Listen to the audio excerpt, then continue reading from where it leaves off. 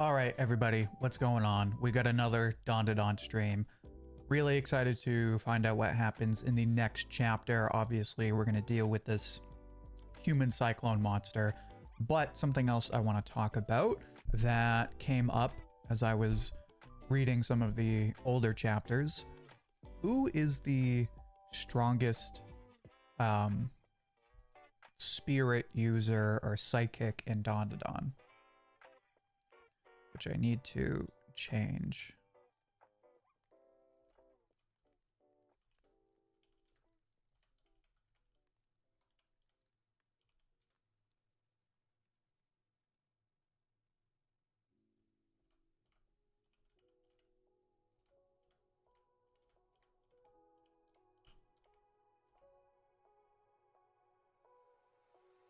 There we go. Yeah, so I want to talk about who's the strongest psychic in Dandadan. And I say psychic because psychic slash, medium slash spirit user, there isn't like, I think there might be a specific term, but they really just call it like spiritual powers. Anyway, there's only a few of them, but I kind of want to talk about it because it's something that's been left open, I feel like, but will be increasingly important for the future of the story. We got Josh in the chat. What's going on, Josh? Justin. What's going on, Justin? We got Andre Partridge. How you doing, Andre? We'll give everyone a few minutes before we get into the new chapter. Hope everyone had a great weekend. If you were with your family, I hope you had a good Father's Day. I had a good Father's Day. It was nice to have some time off to just, enjoy Sunday. Chill out with the family. How did everyone enjoy the Shonen Jump chapters yesterday? For anyone who read the new baseball manga, how did you like it? I haven't had a chance to read any of the new Jump chapters yet. I heard people liked the first chapter of the baseball one. This is the one that is, at least, it's the same duo that did Phantom Seer. So, surprisingly, a lot of people turned up for the baseball manga. A lot of people, I thought that like nobody was really gonna care, like, oh, whatever, baseball manga. But I would say at least as many people that turned up for Odor of the Flame turned up for the new baseball manga. So I heard good things. I didn't hear anything mind-blowing or anything really crazy. So I think it could do okay. I'm not sure. I went for a walk with my dad at the local park on Father's Day. That's awesome, man. I'm jealous. I wish I could do something like that. We had more of a relaxed Father's Day.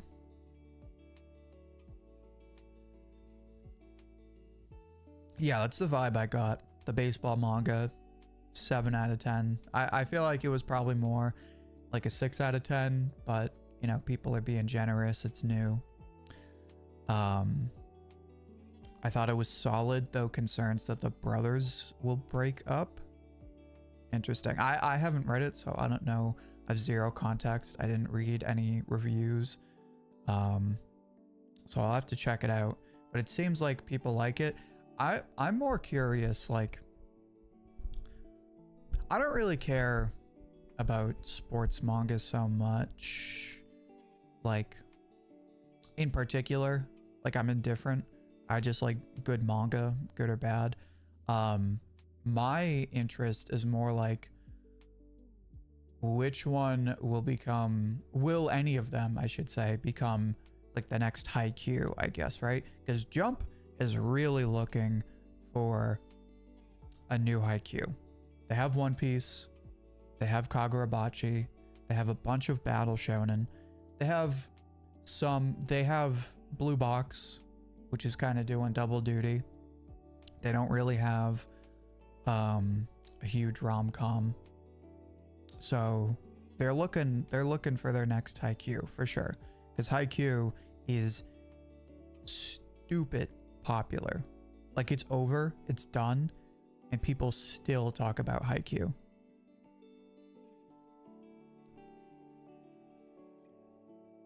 Is it weird that I like reading baseball manga more than I like watching an actual baseball game?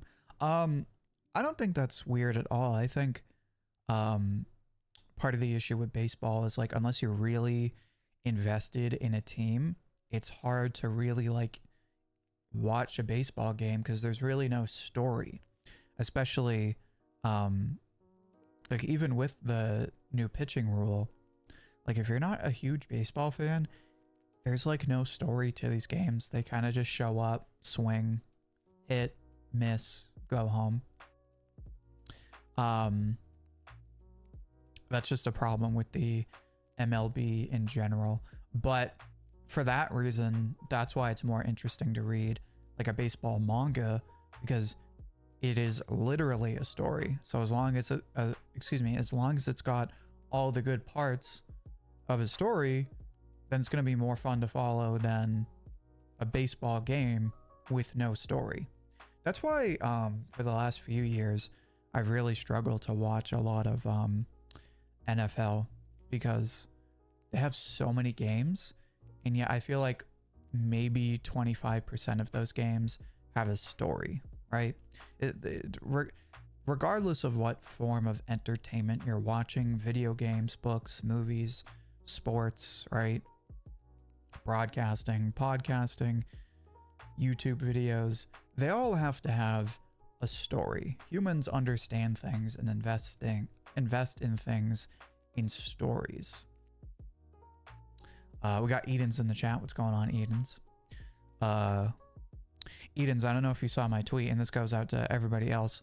Am I the only one that's fiending for a new Radiant chapter? I'm fiending. I'll think about it in the shower.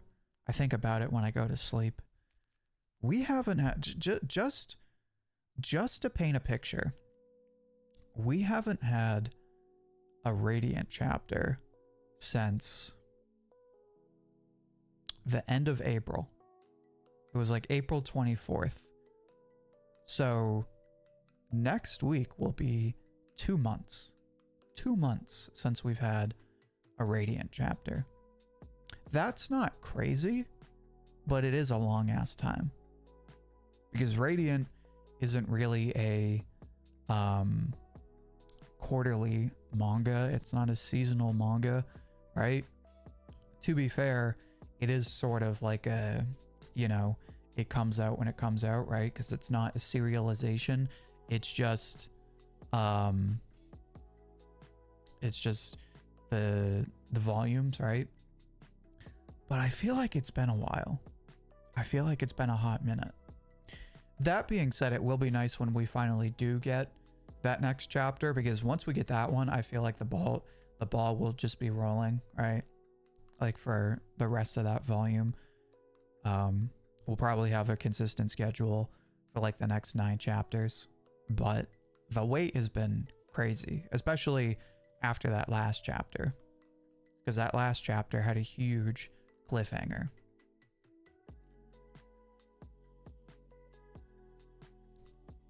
This is me in 2023 when we got no chapter till late December. Wait a minute, so what do you mean till late December? Was it like January to December, like the whole year? Like, what do you mean? It's gone on multiple months waiting new volumes. Ugh, that sucks. Did I see the Gachi Akuta mangaka recommended Galaxia? She even drew one of the characters. Yeah, I saw they tweeted about it, but I can't find the drawing. I am dying to see what Galaxius looks like in Kei Urina art style. Because as much as I love the Galaxius art style, I like the Gachi Akuta art style more. Gachi Akuta and Dandadan are tied for my 2 favorite ongoing manga art styles. I feel like One Piece is good. It's not the best of all time, but it is good and it is unique. I'm not crazy about Kagurabachi's art style. Good, not my favorite. Ichi the Witch is good, not my favorite. Honestly, and I know I'm biased, I know I'm the hype man. I know I have my agenda, but honestly, I would say my top 3 favorite art styles for ongoing manga are, and when I say ongoing, I don't mean like Bleach, right? Because Bleach is coming back, right? And I don't mean Hunter x Hunter, right? But for ongoing manga, I would say probably Dandadan at number 1, Gachi Akuta at number 2, and Kiyoshi at number 3, maybe Galaxius at number 3. Galaxius is somewhere in the top. Galaxius is somewhere in the top 5 for sure. The whole year, so 2023, there was no Radiant. Dude, what a rough year. That sucks. Anyway, let's get into the Dandadan chapter.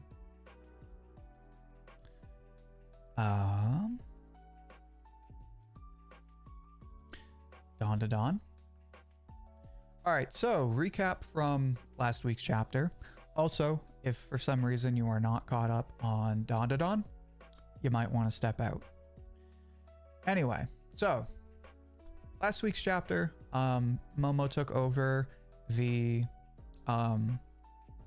Mongolian death worm, which I was reminded because I reread the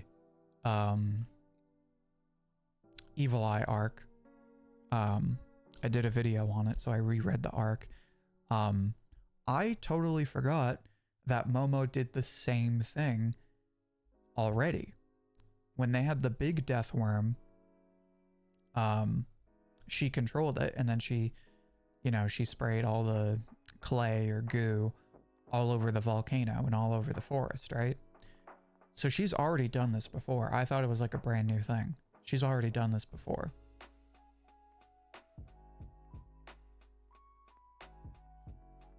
Excuse me, but so yeah, they're in the literal and figurative eye of the storm. So they have to figure out how to destroy the eye, and the expectation is that there's going to be some kind of defense. Is this Christmas music? No, but it sounds like it, so I'm going to skip it. Sorry, friends. All right, this one looks better. Anyway, so let's read the chapter. New Mad chapter as well. I would read Mad, even so.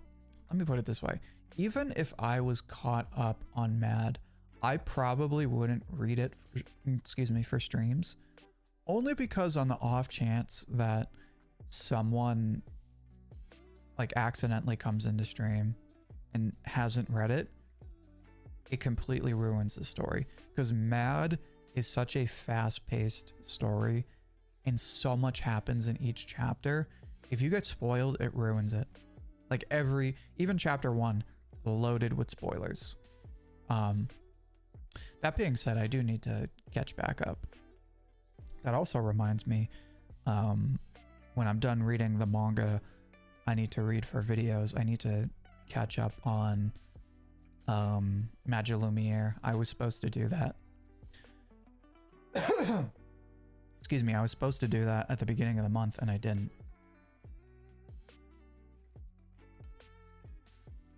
Anyway, let's read the chapter. So, they're attacking the eye. I kind of predicted this. Gigi was going to use his Kamehameha, your evil gun, they call it.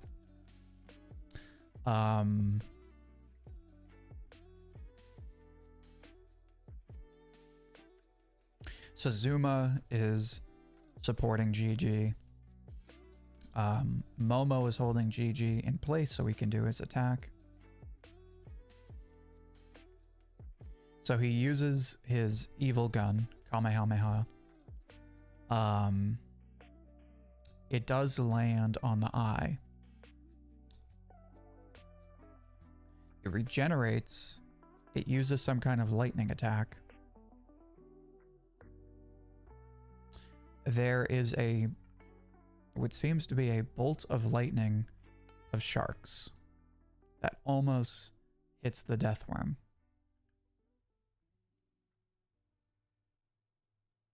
Okay, it is in fact lightning attacks. The evil gun isn't effective.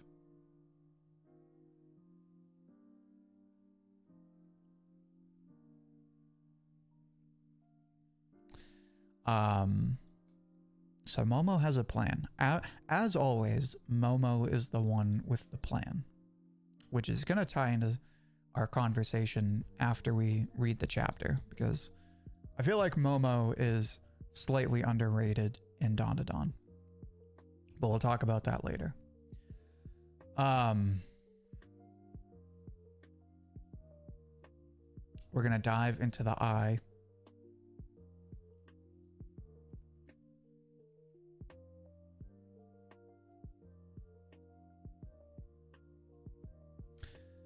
Momo still hasn't given up on settling things with the Quito people.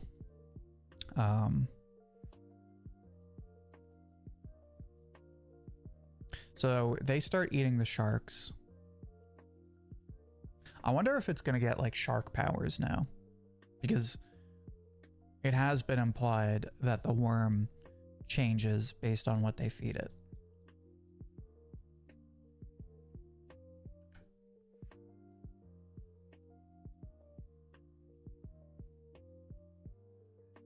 Excuse me. I might drop Dandadan. You know, if you're not enjoying it, then you really shouldn't force yourself to read it. I am still not quite sure how you don't enjoy it. I think it's one of the best ongoing manga, but obviously I can't make you like something. So if you're not enjoying it, then I think the healthiest thing to do is to drop it. That's what I would recommend. It might be worth it to take a break and then binge it. Sometimes reading something weekly is a lot different than reading volumes at your own pace. Okay, so they're going into the eye. They shoot sharks into the eye of the storm. The sharks act as a shield so they don't get hit by electricity. They crash into the eye.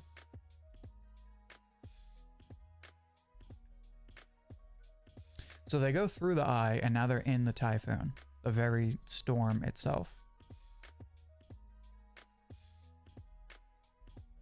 And then they give the science explanation, blah, blah, blah. They have to mess with the water. So now Gigi is going to use his evil gun again. Confirming, by the way, I can't remember if they ever spelled it out in the Space Globalists arc, but this confirms that he can use it at least more than once, at least twice. I have burnout also, but I took a break this weekend. Fair. It's always good to take a break. Anyway, so he shoots the evil gun into the water.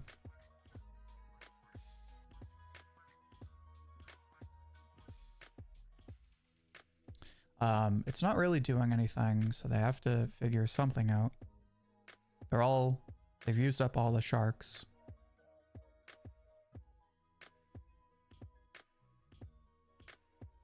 So now Zuma is teaming up with Gigi. He's spinning his umbrella to power up the evil gun, which is a nice duo, right? A nice team up. And it seems to dissipate the typhoon. So overall, pretty straightforward chapter. Nothing crazy.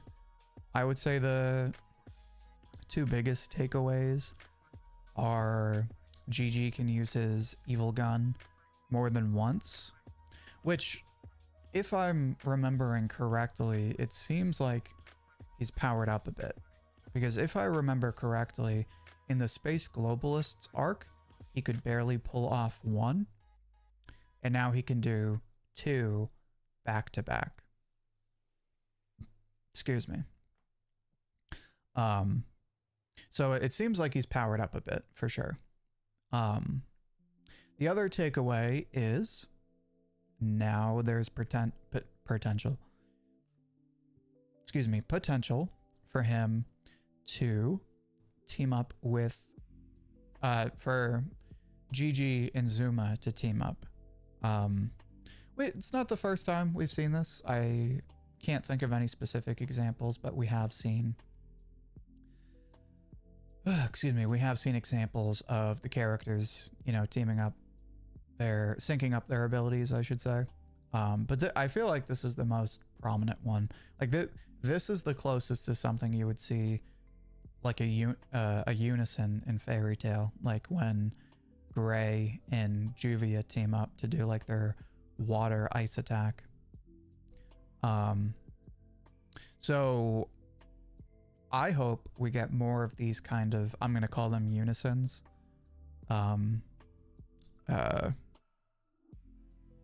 Yeah, I like unison, sync, tag team attacks,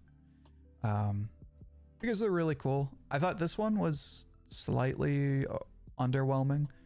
It was kind of just a bigger evil gun, Kamehameha. I feel like, especially with the series like Dandadan, especially with the series like Dandadan, we can definitely get some cooler powers.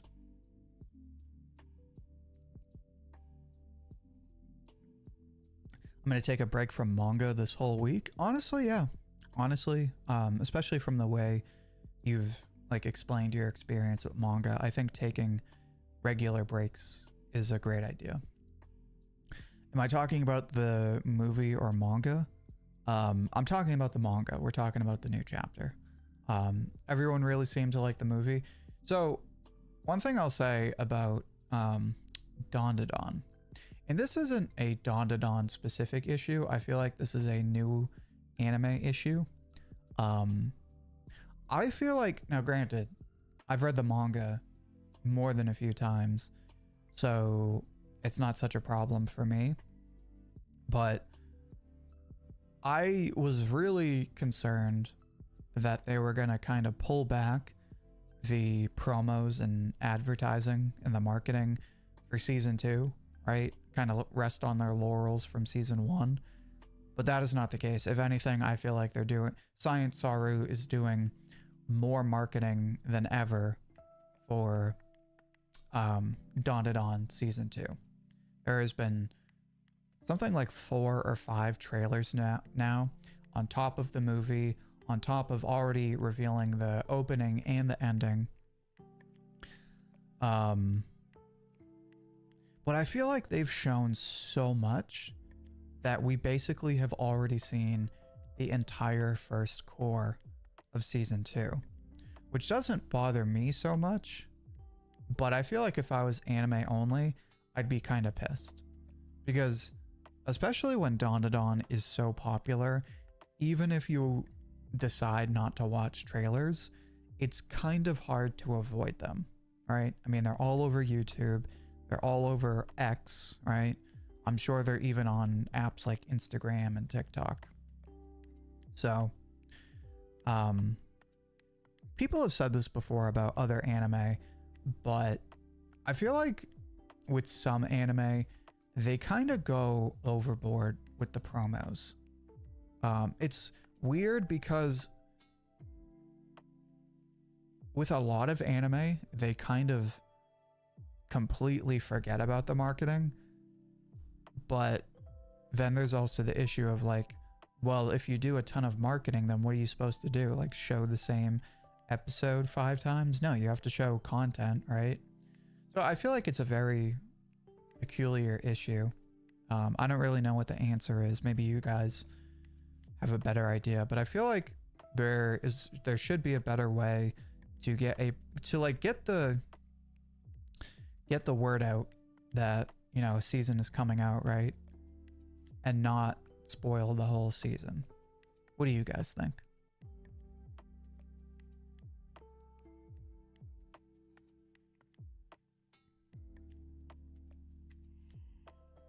Excuse me. I think the last one we got was Momo's Tri-Beam with Gigi's Evil Gun. I don't even remember that one.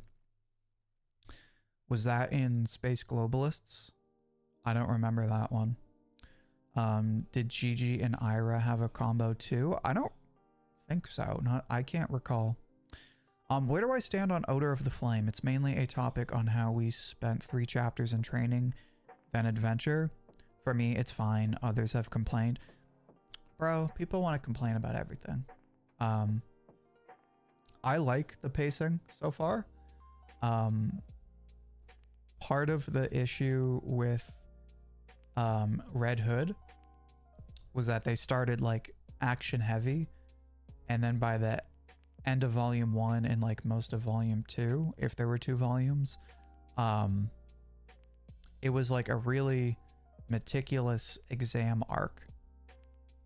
I would rather they spend volume 1 doing training and like explaining stuff, and then going into the action later in the story. Kind of like what Frieren does, right? Frieren is very different in the 2 parts of like that first saga, I guess, right? I guess what you would call season 1, because the first part of season 1, like the first 30 chapters or so, they're kind of just chilling. Like obviously characters get introduced and, you know, they're going on quests, but nothing really happens. They don't really do a whole lot. They kind of just putz around. It isn't until like chapter 30 something where they have like an exam arc and there's like the first real action.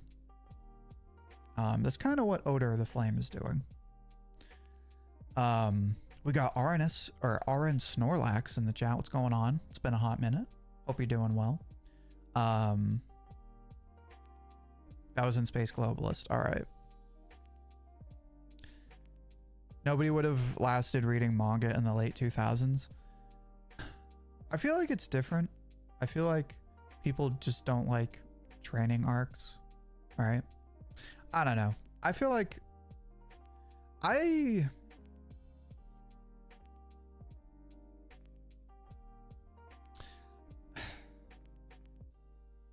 feel like Twitter/X is unique in that the people who people turn to, right? The people that are sort of not influencers, but the popular voices, I feel like they're either like they totally gas a manga up, right? Like it's the best thing ever, it's 10 out of 10, or they hate everything. Like there's people who they like something and so it's 10 out of 10 perfect, or there's the people who say, unless this is blowing my mind 11 out of 10, it's trash, right? Like what are we doing? People are way too picky. Scrubbly Mubbly says hello. Hello. Hitman Reborn was trading arc the manga. I really gotta read that one. That's such a classic. I need to go back and see the trailer, but from what I remember, most of it I think is just the first 3 episodes. No, because they show, I'm talking not the whole season, but I'm talking about like the whole first part of season 2. If you watch either the newest trailer or the one before that, they show basically like the very end of the Evil Eye arc. They've basically shown all of the story beats, not all the minutia, but they've basically shown every beat of the Evil Eye arc. To the point where if you've watched all the trailers and you remember them when you go to watch season 2, I don't think it'll ruin it, but I don't think it'll feel nearly as exciting as if you had gone in like totally spoiler free. I feel like they have completely not taken the fun out of, but like taken some of the magic out of the Evil Eye arc. Again, I think this is the best course of action only because I would rather have tons of marketing and some spoilers than no spoilers and no marketing, because no marketing kills shows. I forget what show it was, but there was something in the winter season. I think it was either winter or spring. Well, we're in spring now, so it would have been winter, I believe. It might have even been the fall season from last year. But there was a show that people were like, oh, dude, the show's awesome. But like nobody knew about it because the whichever studio it was barely did any marketing. And that's what kills a lot of shows, is that they just don't market them. They're like, oh, we'll just put the show out and then people will watch it and then we'll make money. It's like, bro, you gotta put the word out.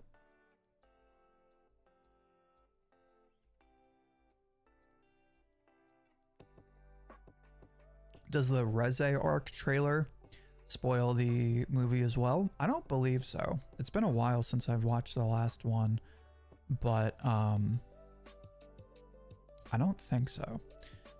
Am I talking about Yozakura Family? No, it was a smaller anime. I forget what it was.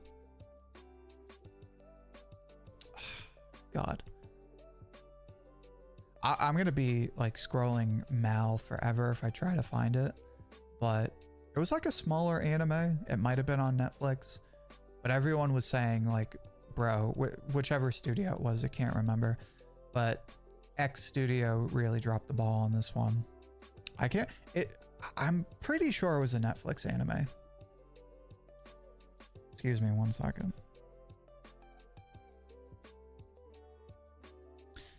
But yeah.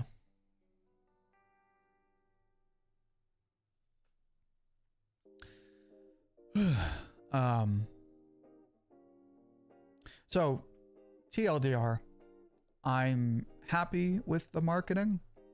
I do think there's a better way to do it, but I also think this is the best possible outcome, because from what I can tell, I'm the only person complaining, and I'm a manga reader. Ranger Reject? No, wasn't. You know what? Let me pull this up.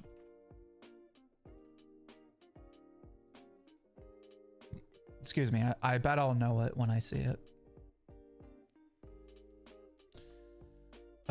Not Lazarus, not Windbreaker.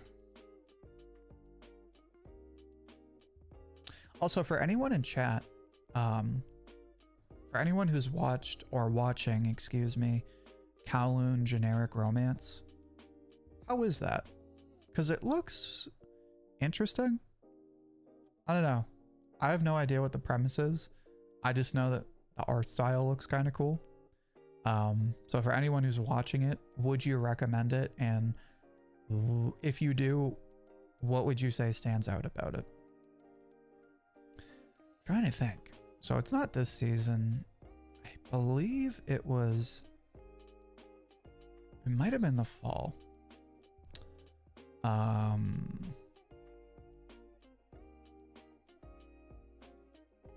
It wasn't Honey Lemon Soda. Yeah, I think it was in the fall season. Let me check.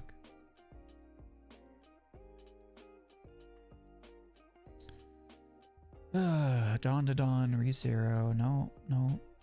No.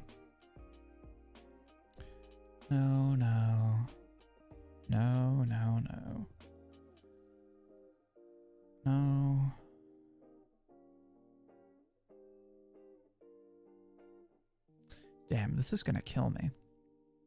It's on the tip of my tongue too. That's what sucks.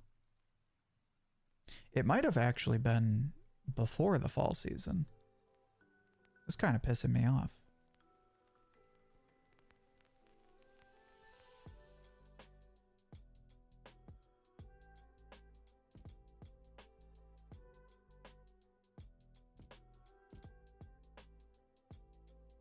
Let me check.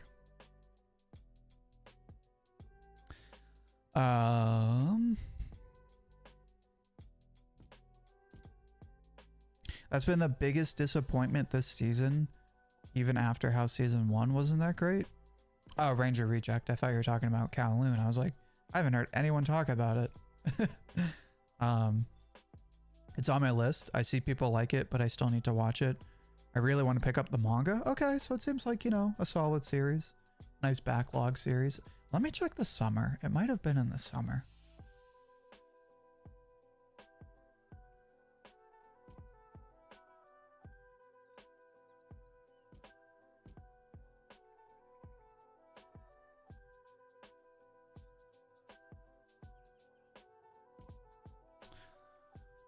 Huh. I'm like pretty sure it was a Netflix anime too.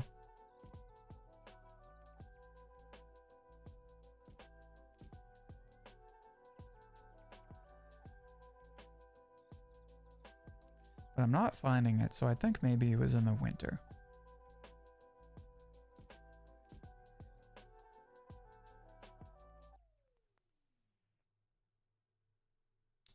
Yeah, let me check the winter again.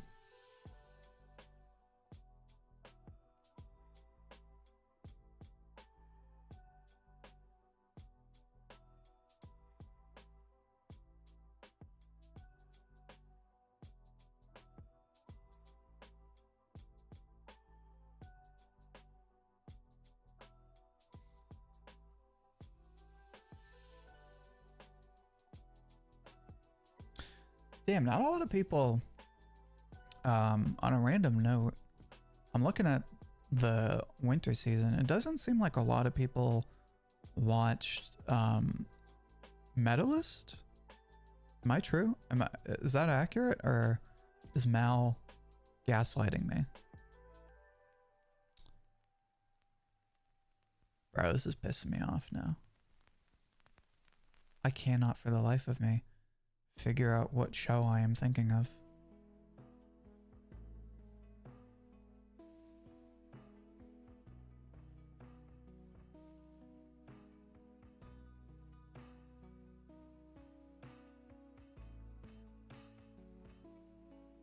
I don't know. I can't find it.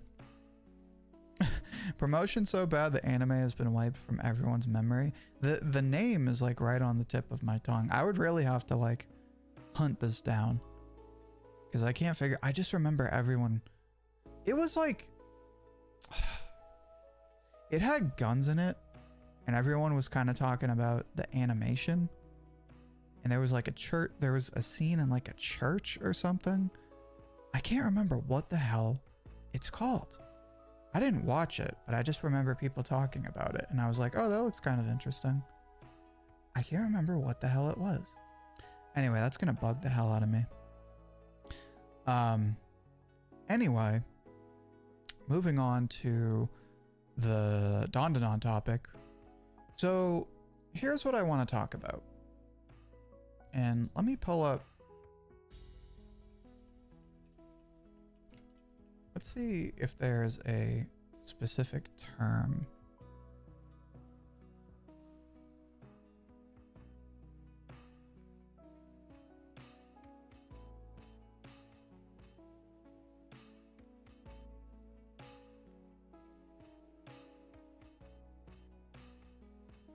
So Momo's powers are psychokinesis, right? Let's see.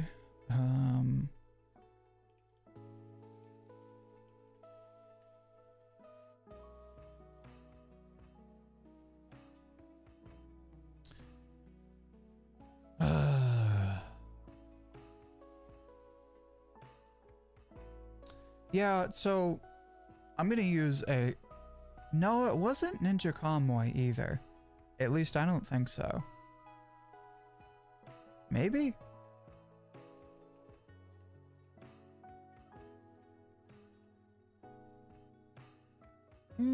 It might have been Ninja Kamui.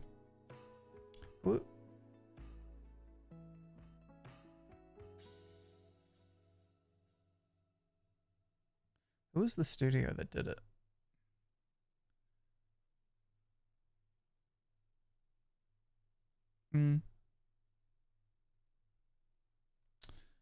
Uh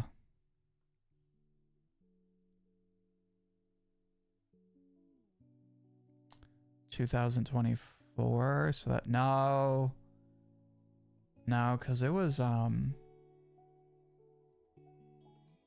this past year, I think. So I don't think it was Ninja Kamui. I can't remember what the hell it was. Anyway, so no, so not special powers in general, but specifically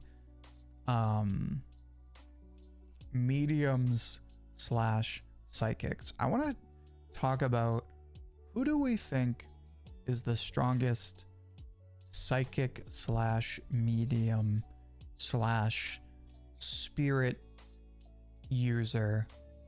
Spirit user isn't an accurate one because that kind of encompasses the hybrids, but I'm not talking about them. So we'll say psychic slash medium in Dandadan. And that's a pretty exclusive group because to my knowledge, it's really just Seiko, Momo, and Gigi. All right? I think it's just those three.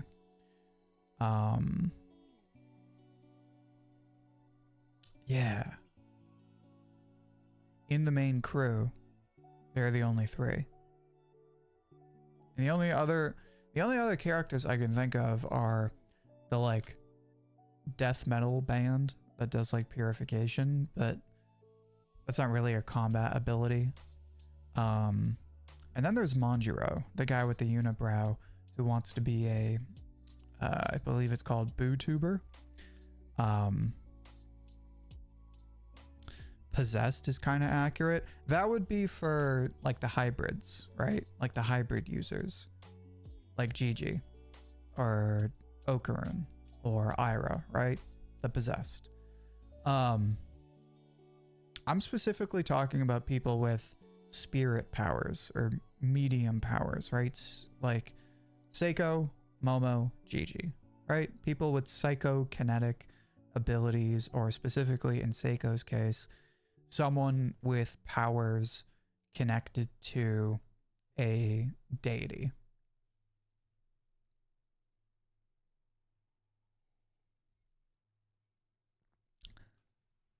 The reason I bring this up is because it kind of seems like a three-way tie. Seiko seems like she has the most experience, obviously. But she seems like she has the least potential or the least output, right? Like we never see her do any like spirit attacks. She can't like manipulate things like Momo can, right? Like she doesn't sprout arms out of her head. She's really good with the bat and her with sealing, but she can't really do projectiles or anything like that. Is Yukishiro? Oh, we had the twins as well. Or they're not twins, but they're like partners.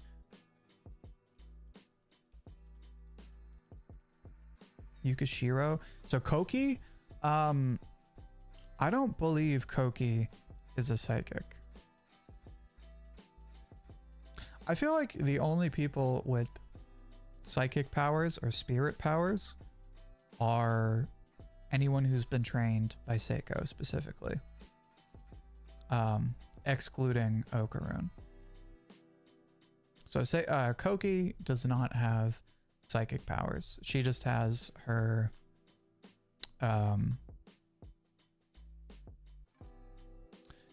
what the hell are they called? The little dudes. At least that's how I remember it. Anyway, In terms of raw power, it's either Gigi, because he's said to be a prodigy, or Momo, since we saw a glimpse of what she's supposed to be at the start of the story. Okay, so here's how I see it. I would say it's a three-way tie, but Seiko is the best at sealing, right? So she has the most experience against spirits and spirit possessed people. Lord of the pygmies, that's what I was trying to say. Pygmies, thank you.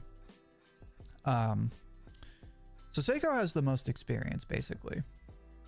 Gigi is on the end. So if we have experience and then power output, Gigi has the most power output.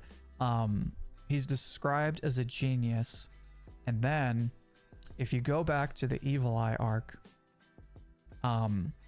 he is the only person who can endure the to censor myself, inflicting thoughts of both the Death Worm and Evil Eye.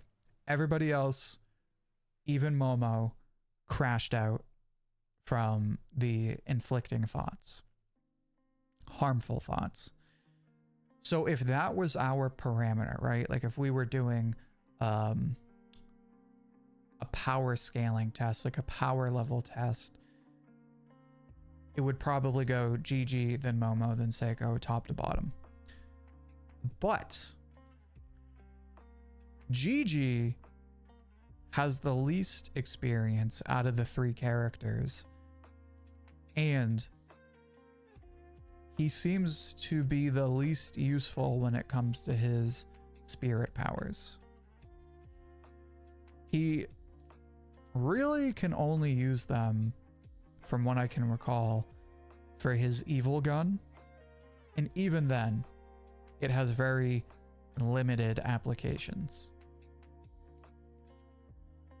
Momo seems to be somewhere in the middle, where she has a year or two of experience now, depending on how long Dandadan has been going on. I think it's been going on for at least a semester, right?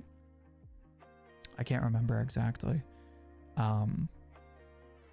Somebody should pull up how long has the story of Dandadan taken place. It honestly, it might only be a couple months. I don't know.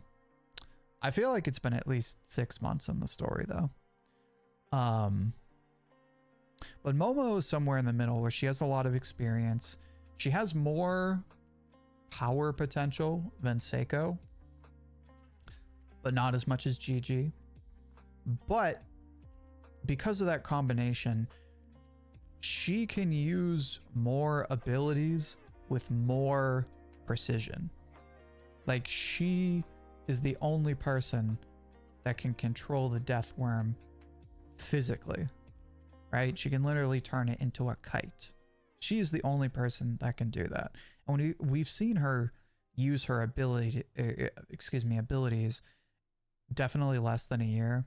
Yeah, so probably I feel like 6 months might be accurate. I don't know.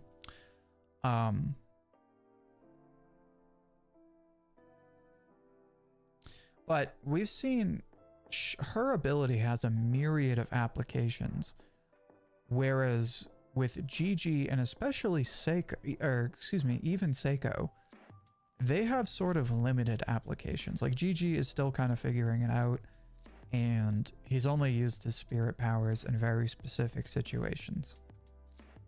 Seiko has way more experience, but she doesn't have the power output as the two kids, and she is limited to her territory, whereas the other two can kind of do whatever they want.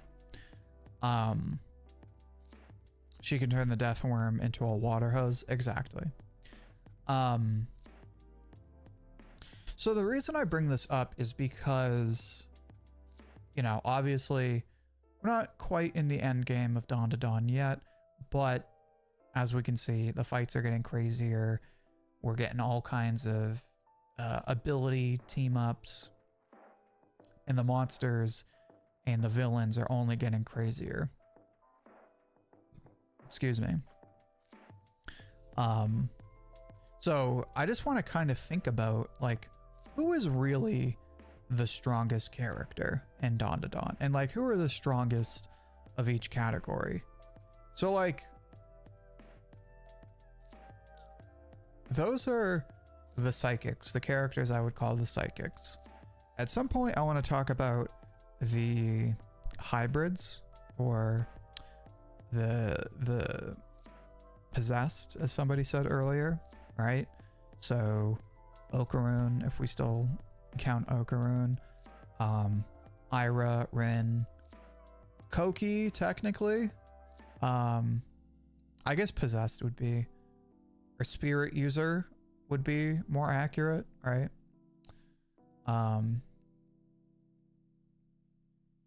GG technically, although we don't really know what's going on with that. And then all of the other ones, right? Because we have a ton of those guys now, and I feel like there's somewhat of a clear hierarchy, but there is some ambiguity in that.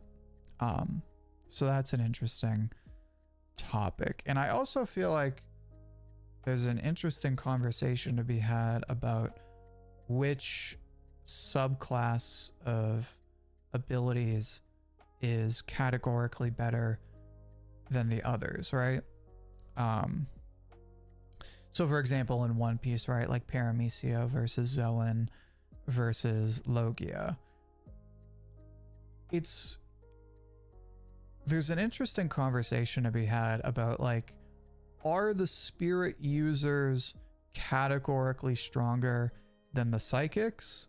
Is it the other way around, or does it depend? I feel like, honestly, it's somewhat even. I think it kind of depends on the spirit, but if you were to like make a categorical distinction, I feel like it's a close call.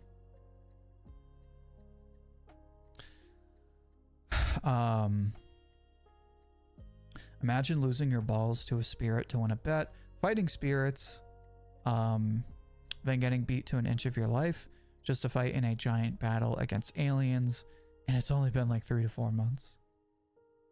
That's hilarious. Yeah, Dandadan is weird. It's great because it's such a fast story, but like it feels like the pacing is just right. It's this great story of like, it's this great balance of like so much happens, but like it feels like it takes its time. Very few stories can do that. Another reason why I feel like Gachi Akuta is right up there with Dandadan. They both have kind of slow starts, but they're both at a point where like every chapter is just like back-to-back bangers. One Piece pre-time skip, excuse me, is like 1 month real world time. Yeah, might be closer to 2 months, but that sounds about right. I know somebody's done the math, but I think 2 months sounds about right.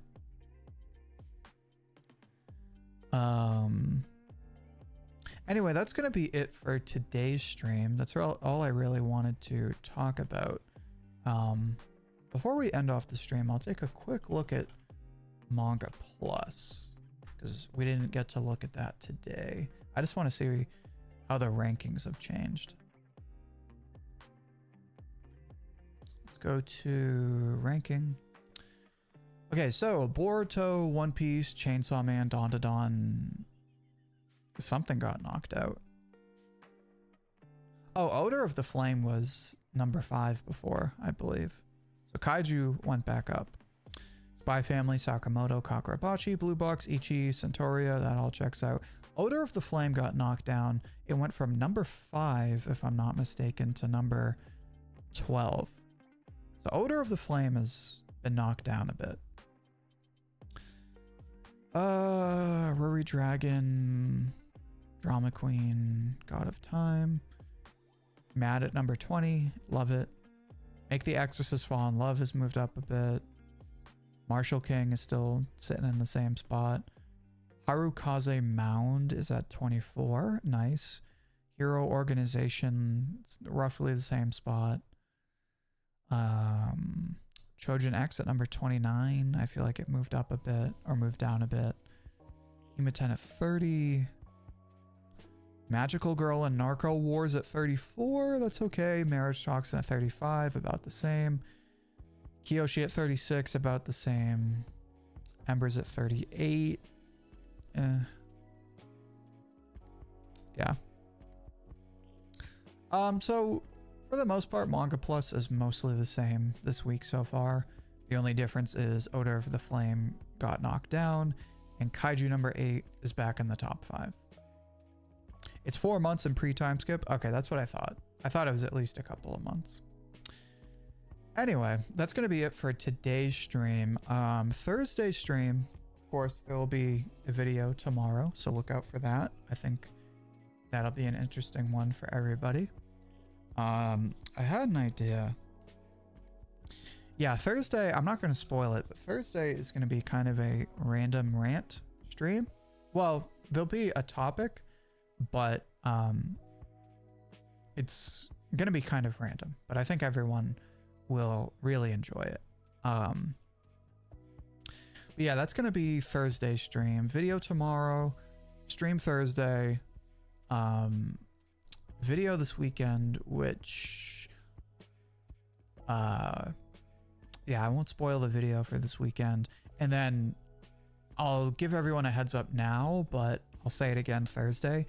There will also not be a stream this upcoming Sunday. I have a family party I'm going to, so I just won't be available. So no stream Sunday, but the rest of this week will be business as usual.